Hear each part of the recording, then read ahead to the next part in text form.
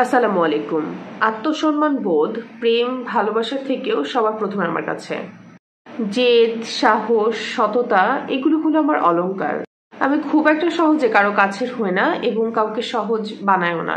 বন্ধুদের ক্ষেত্রে অনেক যত্ন নেই, কিন্তু খুব বেশি অ্যাটাচমেন্টে যায় না। আমার মানসিক স্বাস্থ্যটা ভীষণভাবে জরুরি আমার কাছে এবং এটার প্রায়োরিটি সবার প্রথমে আমার কাছে। আমার মানসিক স্বাস্থ্যটা যেই গলিতে গেলে ক্ষতিগ্রস্ত হয়, সেই গলি যতই আলোকিত হোক না কেন, আমি ওই গলিতে কখনোই যাই না। কোনো কিছুর প্রলোভন দেখিয়ে বা কোনো কথা বলে কাউকে দমিয়ে রাখা যায় না। আমি যেই কাজটা করব বা যেই কাজটা সম্পর্কে আমি ডিটারমাইন করে রেখেছি, সেই কাজটা আমি ডেফিনেটলি করব। আর যেই কাজটা আমি করব না, সেটা আমাকে যে কেউ যে কোনো প্রলোভন দেখাক বা যেই পজিটিভ সাইনই আসুক না কেন এখান থেকে, আমি ওই কাজটা কখনোই করব না। নিজেকে কঠিন মানুষ বললেও ভুল বলা হবে না। আমি অবশ্যই একটা কঠিন মানুষ, কারণ আমাকে কেউ ভেঙে ফেললে আমি নিজেকে তৈরি করার ক্ষমতাটা নিজের মধ্যেই রাখি। এটা যদি কঠিন মানুষ হয়ে থাকে তাহলে অবশ্যই কঠিন মানুষ। ভালোবাসাগুলোকে অপাত্রে বিলায় না। নিজের ভালোবাসাগুলো যেরকম মূল্যবান, সেরকম নিজের ঘৃণাগুলোও ওই রকমই মূল্যবান। পুরনো কোনো সম্পর্কে যদি জং ধরে যায়, তাহলে সেটা বারবার আপনি ওয়াশ করলেও কিন্তু আর আগের রূপে কখনোই ফিরে আসে না। তাই জং ধরা জিনিস নিয়ে থাকার থেকে সেই জায়গাটা ত্যাগ করাই মনে হয় শ্রেয়।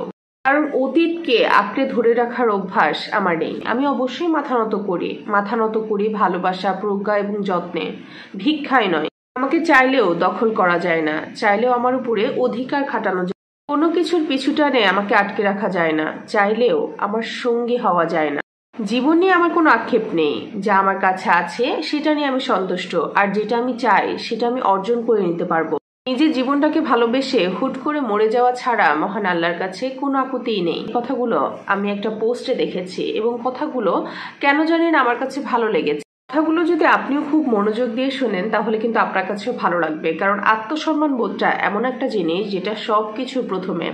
আপনি একটা জায়গা থেকে যদি বারবার অপমানিত হন, বারবার অবহেলিত হন, সেই জায়গায় যদি আপনার আত্মসম্মান বোধটাই না থাকে, সেই জায়গায় কিন্তু আপনি যতই আঁকড়ে ধরে রাখেন, যতই ভালোবাসা দেন, সেই জায়গাটা আপনার জন্য অ্যাপ্রোপ্রিয়েট না।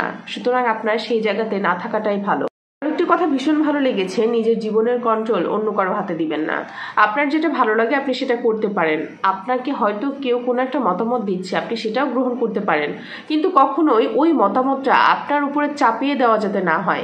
আপনাকে তার কথায় সে কাজটা করতেই হবে, এইরকম জানি কখনো না হয়। আর জীবনের সব থেকে চরম বাস্তবতা কি জানেন? যাকে আপনি ভালোবেসে আঁকড়ে ধরে পুরো জীবন কাটানোর চিন্তা ভাবনা করবেন, ওই মানুষটাই আপনাকে কিন্তু কোনো না কোনো কারণে ঠকিয়ে দিবে। তাই কখনোই কাউকে আঁকড়ে ধরে বাঁচার চেষ্টা করবেন না। ভালো আপনি বাঁচতেই পারেন, কিন্তু ওই মানুষটা না থাকলে আপনি যে একদম নিঃশেষ হয়ে যাবেন এরকম কিন্তু না। নিজের জীবন পরিচালনা করার ক্ষমতা শুধুমাত্র নিজের হাতেই রাখুন। আর সর্বোপরি মহান আল্লাহর উপরে ভরসা রাখুন, কারণ উনি যিনি কখনো আমাদেরকে কোনো কাজে নিরাশ করবেন না।